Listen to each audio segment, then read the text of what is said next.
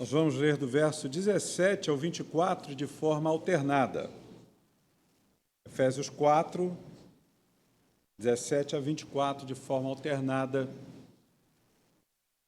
Nos diz assim o texto da palavra de Deus: Isto, portanto, digo e no Senhor testifico, que não mais andeis como também andam os gentios, na vaidade dos seus próprios pensamentos.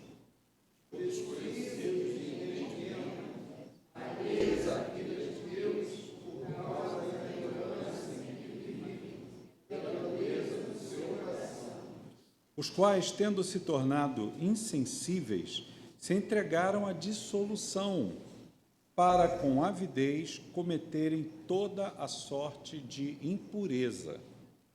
Mas não foi assim que aprendestes a Cristo. Se é que, de fato, o tendes ouvido, e nele fostes instruído, segundo é a verdade em Jesus.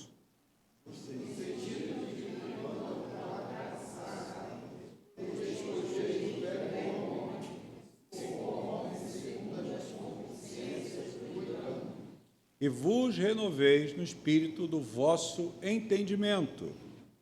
Vos revistais do homem, criado segundo Deus, em justiça e retidão, procedentes da verdade. Vamos orar. Pai, muito obrigado pela tua palavra, muito obrigado pelo teu cuidado sempre presente em nossa vida. Muito obrigado por esta manhã em que há um sol que brilha lá fora, nos aquece, mas te louvamos pelo sol da justiça, segundo Isaías, que se chama Jesus. E é Ele quem aquece o nosso coração nos momentos em que há frieza, nos momentos em que estamos abatidos, nos momentos em que estamos tão necessitados do Teu calor que nos conforta, que nos anima e que nos traz tanta alegria. Nós oramos por essa paz que temos, que é dom do Senhor, em nome de Jesus. Amém e amém. Os amados podem se assentar, por gentileza.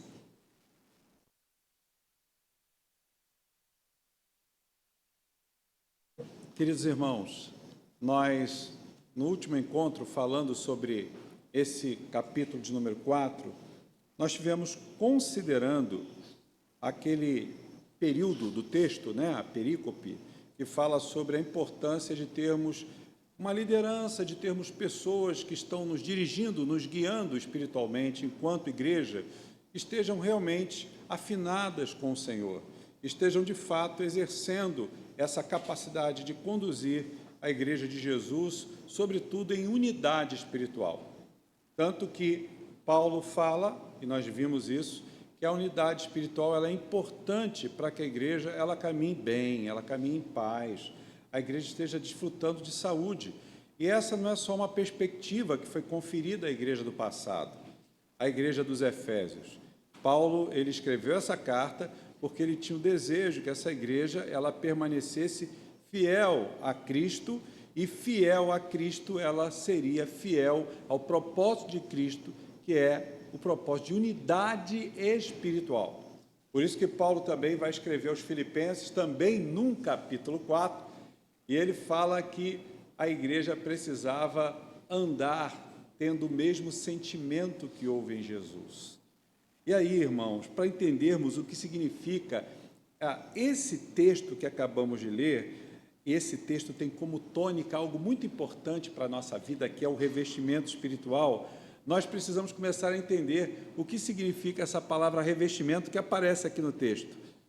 E o texto fala para a gente, você pode acompanhar de novo comigo, ele diz no verso 24, finalzinho do texto, e vos revistais do novo homem, criado segundo Deus, em justiça e retidão, procedentes da verdade. Ou seja, justiça e retidão procedem de uma verdade que é justamente fruto dessa concepção de um novo homem.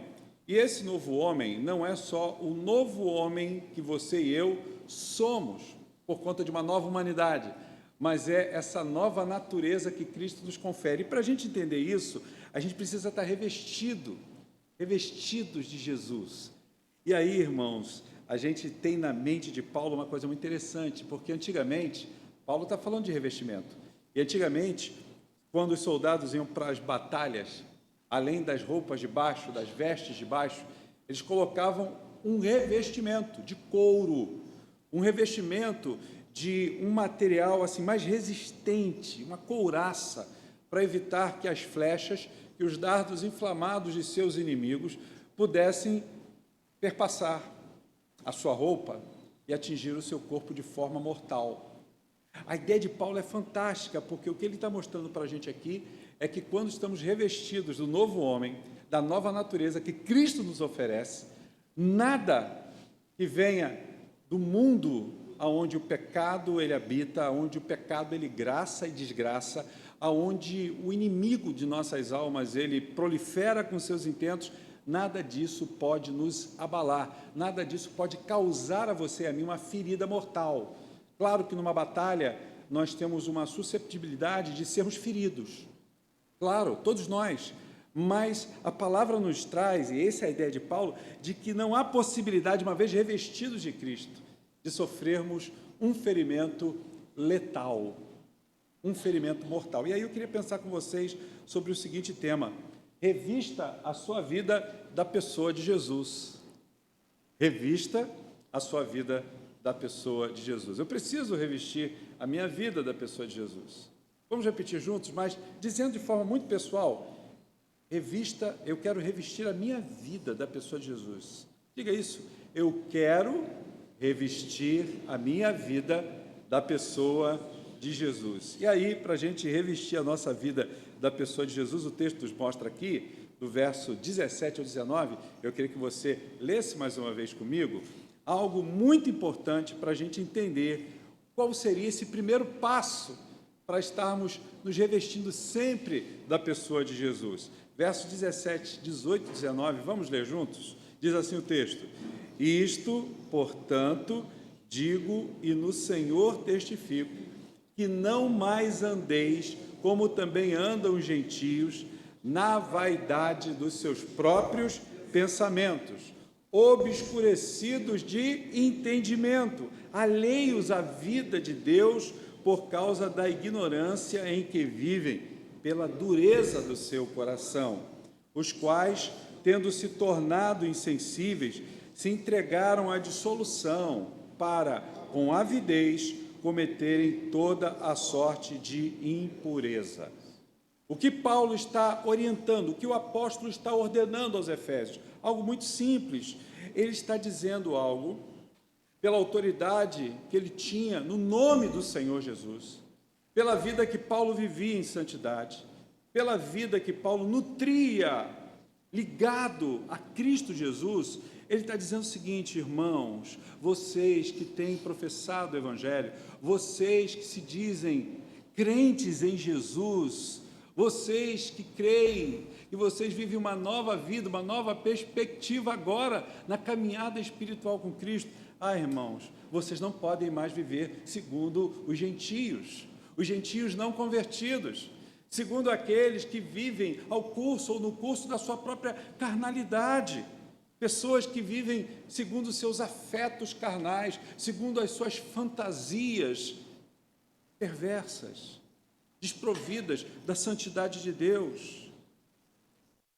E Paulo está fazendo com que os seus interlocutores, aquela igreja que recebe essa carta, perceba que todo o homem, ele é capaz e ele tem por natureza um desejo de viver completamente afastado do Senhor, completamente entregue às suas vaidades.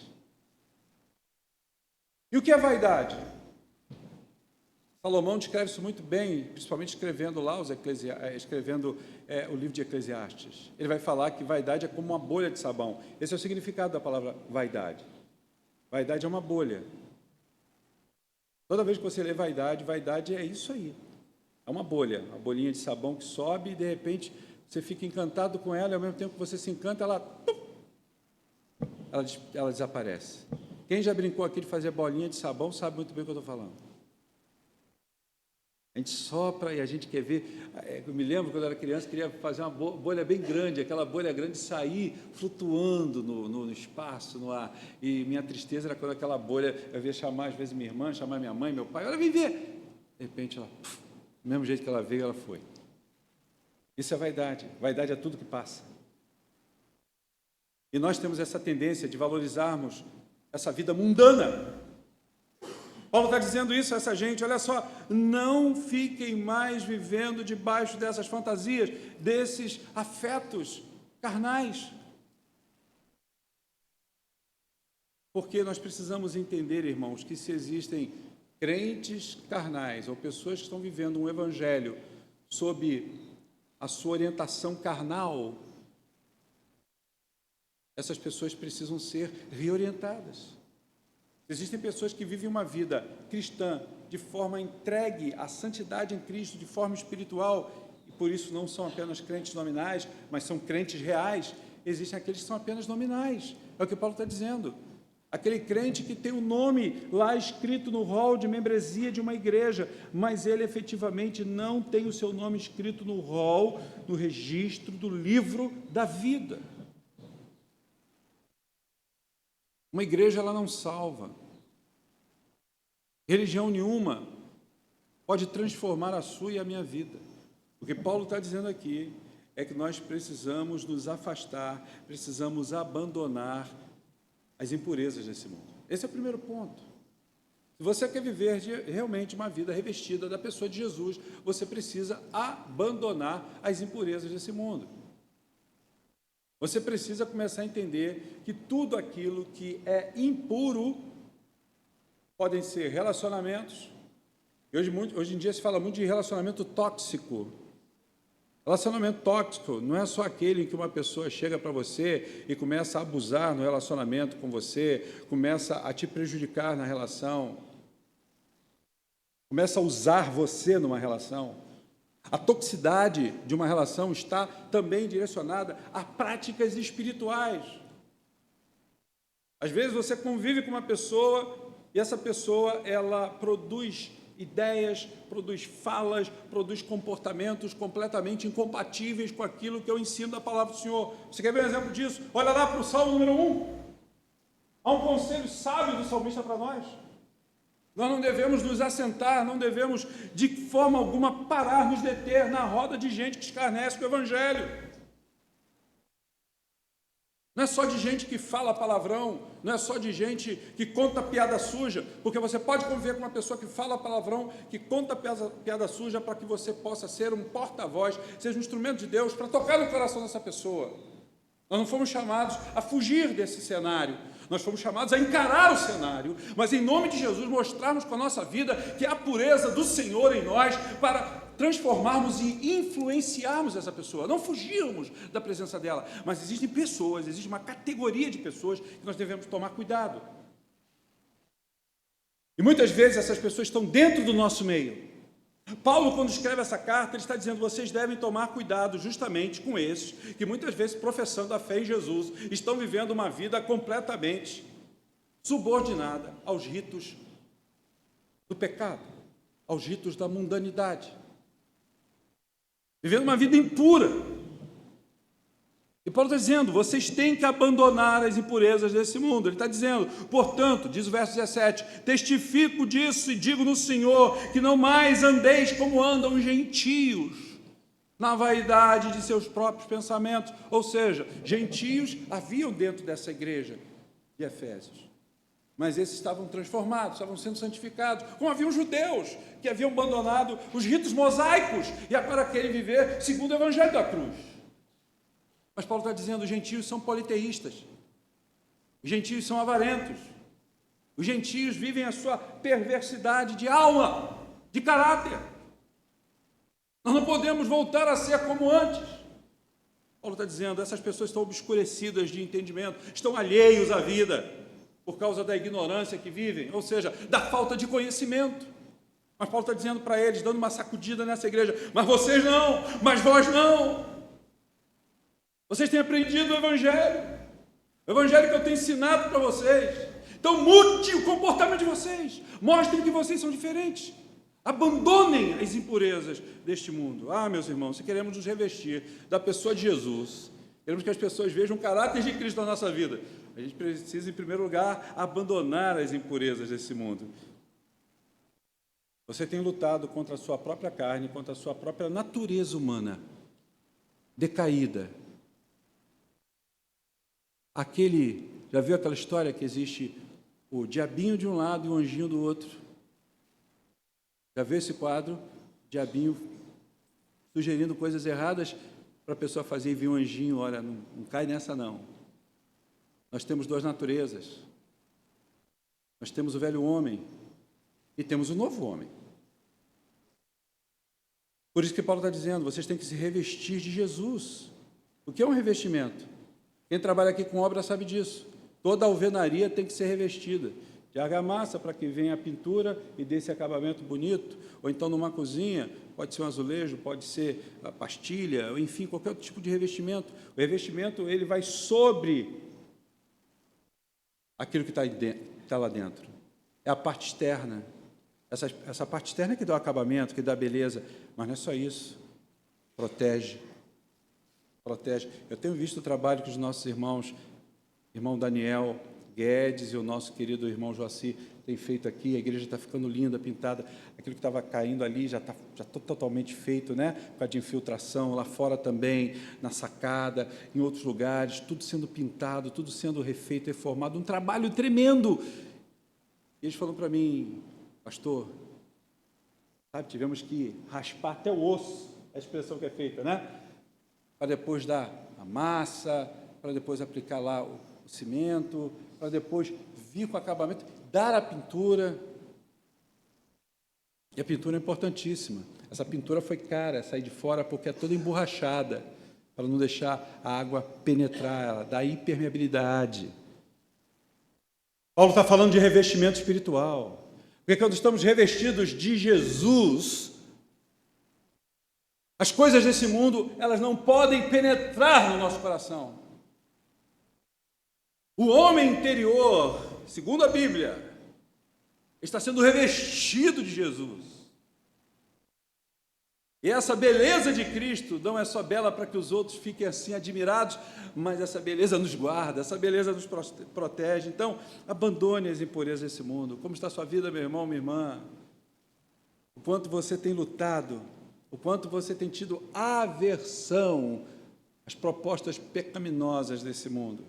Mas, em segundo lugar, além de abandonarmos as impurezas desse mundo, para que a nossa vida seja revestida da pessoa maravilhosa de Jesus, nós temos no verso 20, 21 e 22, uma outra proposta, para um segundo passo. Diz o texto, acompanhe comigo, verso 20, 21 e 22 diz assim: mas não foi assim que aprendestes a Cristo.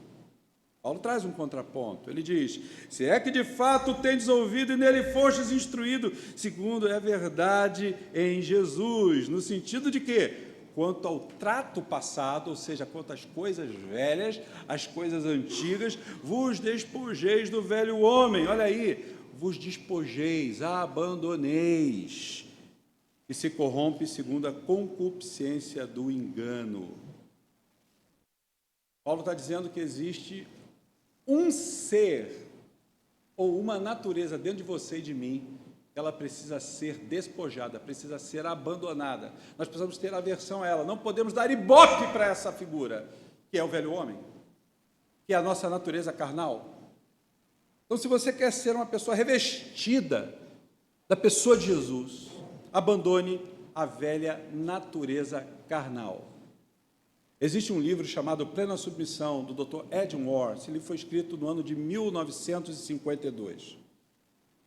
Meu sogro, ele era um jovenzinho, de 18 anos, 19 anos, quando ele estava numa conferência em Minas, lá em Itajubá, quando o Dr. Edwin Orr foi lá pregar.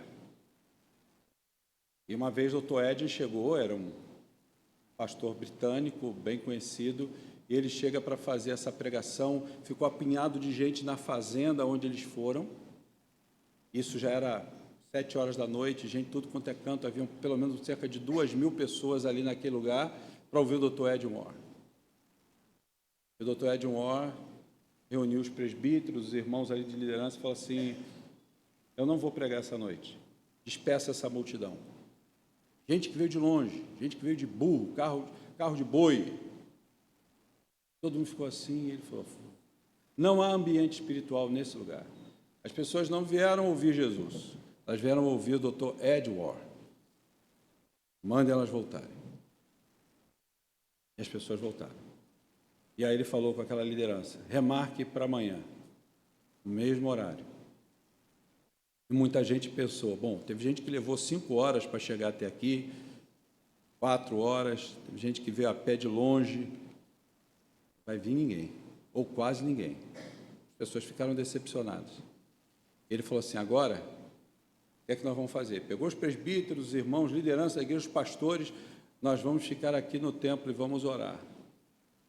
E ficaram ali em oração de 7 e pouca da noite até meia-noite, quase 4 horas de oração. Botou os homens de Deus para orar. No dia seguinte, havia uma multidão muito superior à que foi no dia anterior.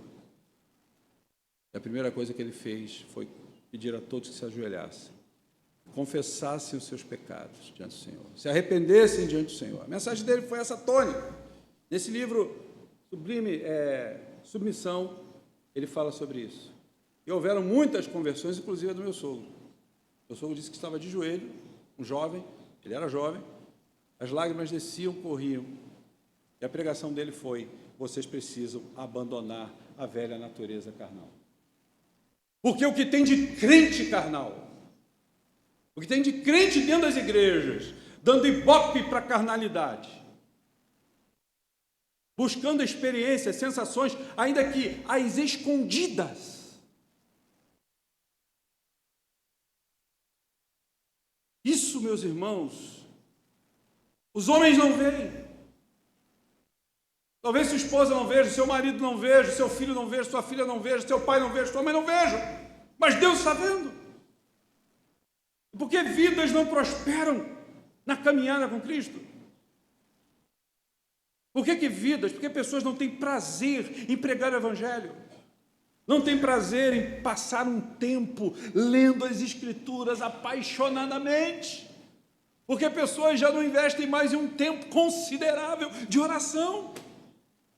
Diz o texto, verso 20, mas não foi assim que vocês aprenderam de Jesus. E ele vai dizer, vai trazer uma falsa suposição, mas é proposital na oratória de Paulo. Ele vai dizer: se é que de fato vocês têm ouvido, se é que de fato vocês foram nele instruídos. Olha a ironia paulina.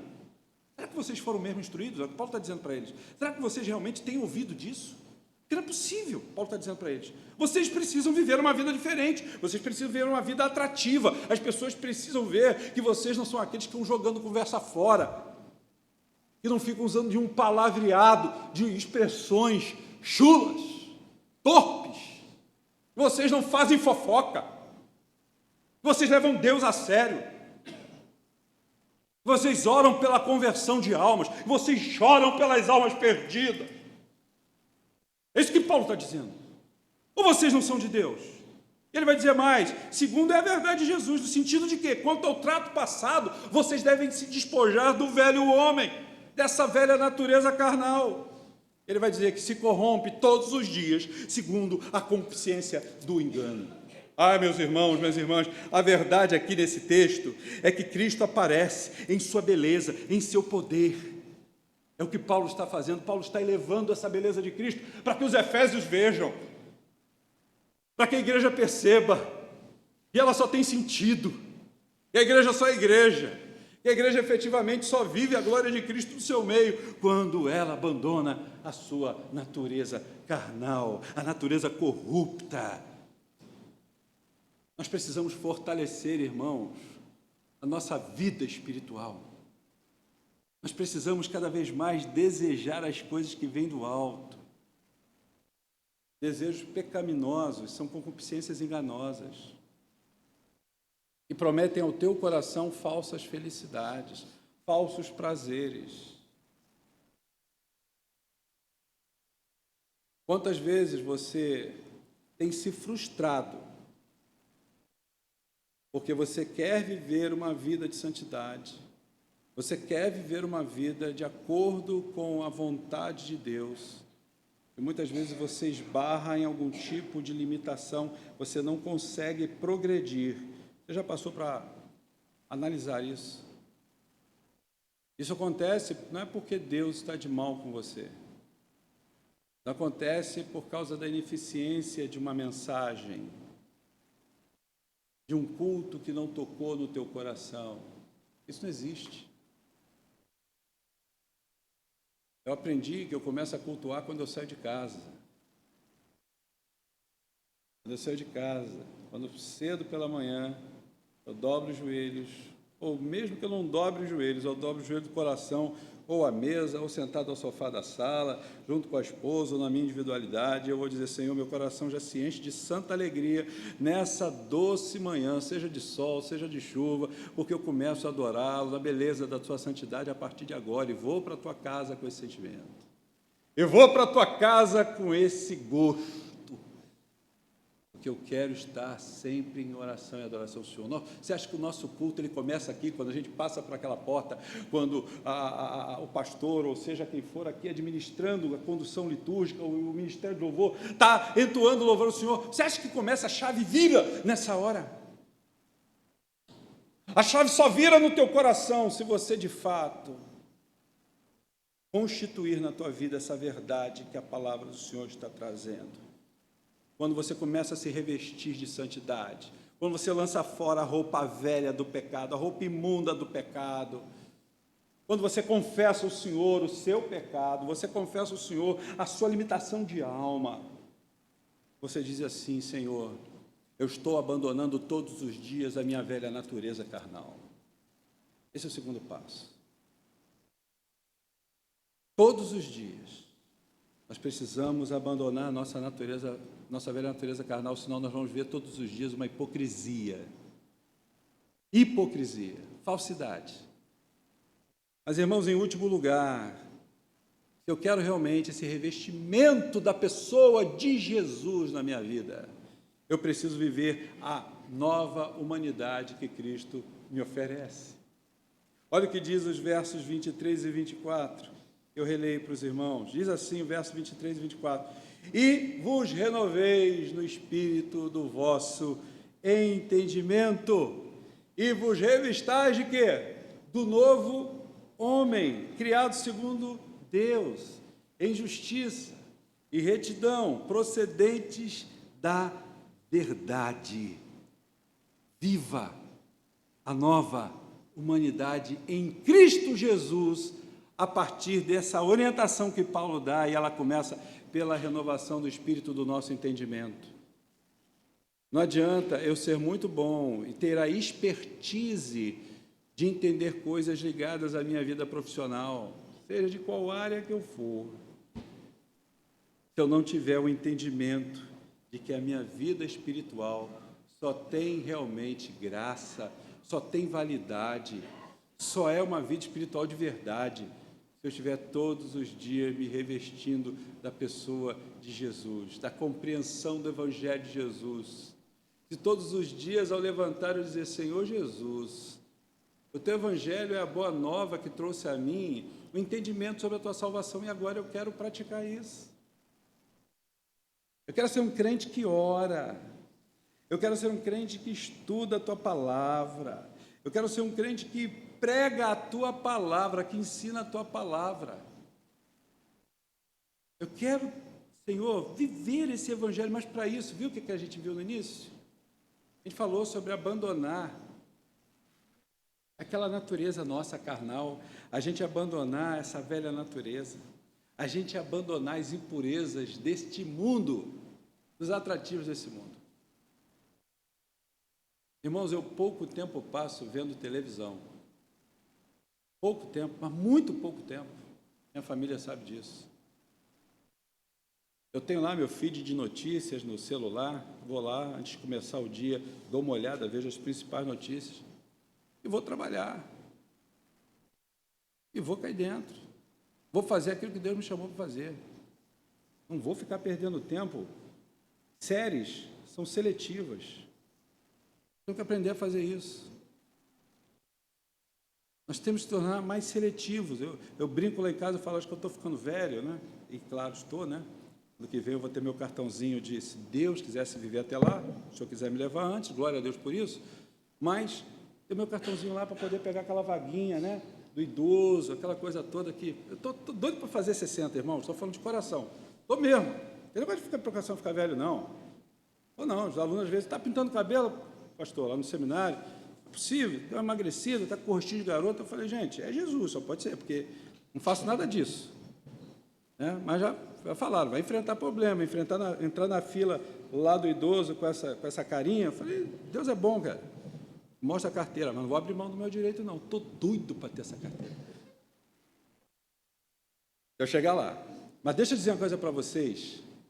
Gente, que coisa boa é você saber que todos os dias o Senhor tem para a gente, dá para a gente a oportunidade da gente viver esse Evangelho. Da gente mostrar às pessoas que o Evangelho está encarnado na nossa vida. Que é um revestimento bonito, e não é um revestimento de uma parede, sabe aquele revestimento que a dona de casa vai numa Leroy Merlin e fica olhando, poxa, se a minha cozinha tivesse esse revestimento aqui, né? A dona de casa sonha, legal, muito bom isso.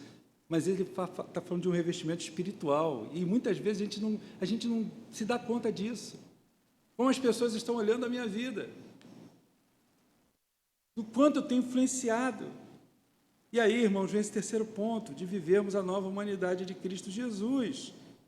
Porque não basta apenas a gente abandonar os princípios corruptos que o pecado que esse mundo oferece para a gente. Não adianta. Porque nós devemos, se a gente está abandonando essas coisas, nós precisamos atrair, nós precisamos desejar os princípios espirituais de santidade, os princípios graciosos. Para que esse novo homem revestido do poder de Deus em Cristo Jesus, na força do Espírito Santo, esse novo homem, essa nova criatura espiritual, possa demonstrar essa graça regeneradora na sua vida. Possa ter o maior prazer de um crente renascido em Cristo, um crente para valer de verdade, é perceber que a sua vida é regida pela graça de Deus. E venham as lutas, venham os problemas, venham as dificuldades, venham os temporais e vendavais da vida, a gente tem o consolo da graça de Cristo. A gente tem o consolo. Irmãos, a gente é bom demais quando você vive essa graça e fala dessa graça. Não sei quantos sabem, mas a situação desse meu olho direito piorou. Segundo a médica, recentemente eu voltei lá. Está progredindo, você está perdendo a visão. E aí eu vou questionar Deus. E esse aqui já começou a degenerar também. E eu vou questionar Deus.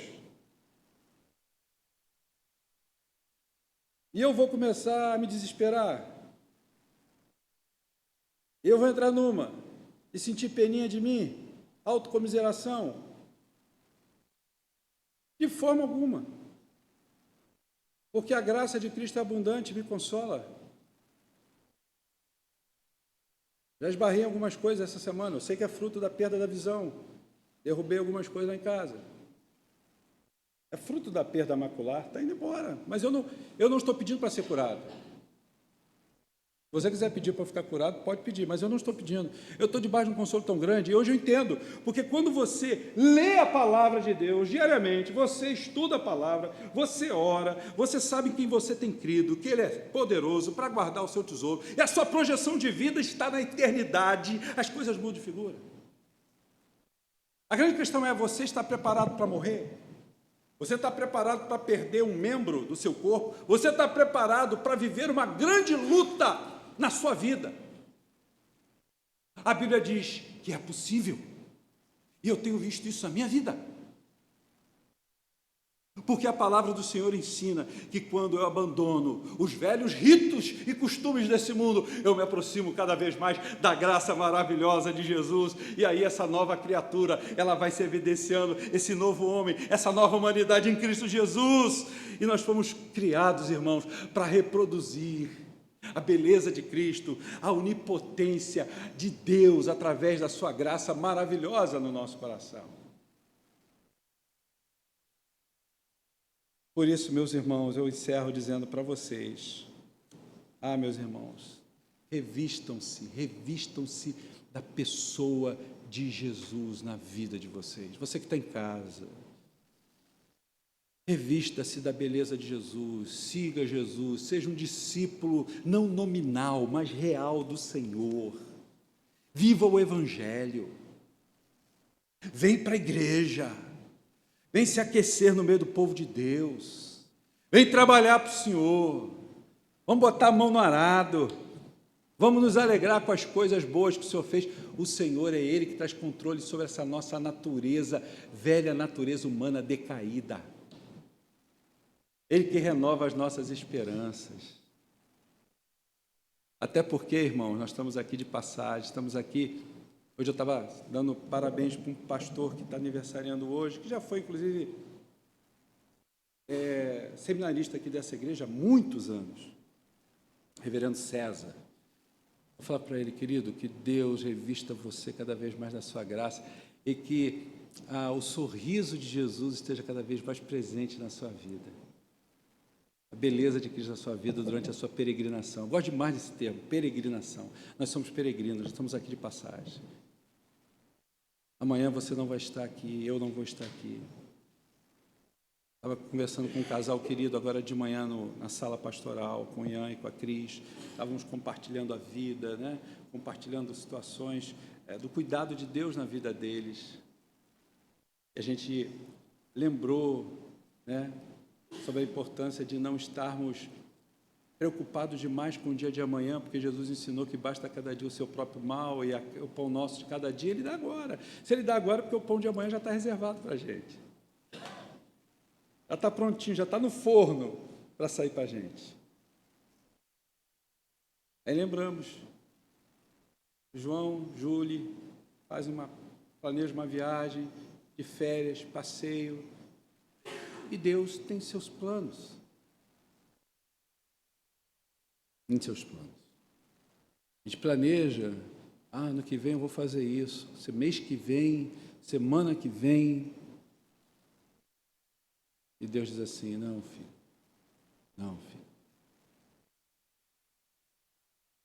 Quando a gente olha aquele texto salmista, preciosa é o Senhor, a morte dos seus santos. A expressão ali é custoso, por isso que é preciosa, porque custa para o Senhor tirar do meio de uma família alguém que Ele ama e Ele sabe que no entorno haverá dor. É custoso. Mas aqueles que são do Senhor estão sendo levados à presença dEle e está dizendo, vem para junto do Pai. Um dia, todos nós vamos estar junto do Pai. Quando você se reveste da pessoa de Jesus, você olha a vida por um outro prisma. Ontem eu estava conversando com uma jovem de 20 anos e botou uma fixação em mim como se eu fosse o pai dela. E ela quer que eu seja o pai dela. Já tem um tempo, alguns anos. E ontem tivemos um encontro muito gostoso. Vou dizer para ela, eu não posso ser seu pai. Porque nós não construímos uma história desse jeito. Eu sou pai da Mariana e pai do Davi. Mas existe uma coisa linda, que você se iguala ao Davi e à Mariana. É que nós somos irmãos em Cristo. E um dia no céu, o Davi não vai ser meu filho, nem a Mariana vai ser minha filha. A Meire não vai ser minha esposa. Vão ser meus irmãos. E quando a gente começa a pensar em eternidade, isso nos traz um consolo muito grande. Porque o crente tem os pés na terra, mas a cabeça do crente está no céu. Por isso que a Bíblia fala, pensem nas coisas lá do alto. O problema é que a nossa cabeça, às vezes, está muito aqui, nessa vida. Estamos fazendo planos a rodo para essa vida. A Bíblia diz que não há problema nenhum planejar. A questão é a intensidade desse planejamento desprovido de um revestimento da pessoa de Jesus, que é Ele quem diz, assentado à cabeceira dos seus planos. Sou eu que oriento você. O problema é que a gente quer mandar no Senhor. A gente quer traçar a nossa rota de vida sem consultar aquele que é o soberano. É engraçado lá em casa. A gente não faz nada sem orar antes. Vai ao supermercado, a gente ora. Pede a Deus discernimento, não só para nos guardar no trajeto, mas para nos dar a direção e nos livrar de qualquer pegadinha lá no supermercado, porque a gente tem produtos, né? A gente ora. Vai fazer uma refeição fora de casa, eu quero nem saber, estamos no bar, estamos no restaurante, vamos orar, dá a mão aqui, vamos orar. Se quiser ver, que veja. A gente não faz para aparecer, a gente faz porque a gente tem o temor do Senhor e nós somos crentes e queremos agradecer a Deus publicamente, queremos professar nossa fé publicamente. Vamos comprar uma roupa, vamos fazer isso. Senhor, é o momento de fazer isso, é o momento de dar esse passo. Quanto mais eu desempenho, quanto mais eu exercito isso, eu estou trazendo um revestimento da pessoa de Jesus para a minha vida.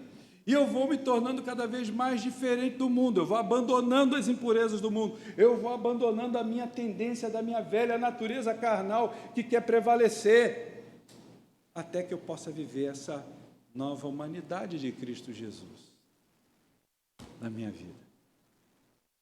Isso não é privilégio de 1, 2, 3, 4, 5.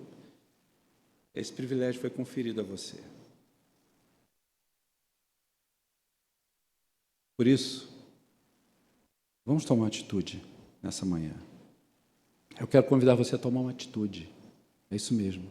Eu quero encorajar você a dizer nessa manhã: Senhor, por favor, eu não aguento mais viver a hipocrisia de uma vida onde eu não tenho, de fato, vivido o Evangelho como eu devo vivê-lo. Amar como eu tenho que amar, segundo o Evangelho. Perdoar conforme eu devo perdoar, segundo o Evangelho. Trazer para perto de mim o outro. E ainda que o outro esteja distante, não queira se aproximar de você, ore pelo outro. Não desista de orar pelo outro, porque você vai estar se revestindo do poder de Deus. Vamos orar.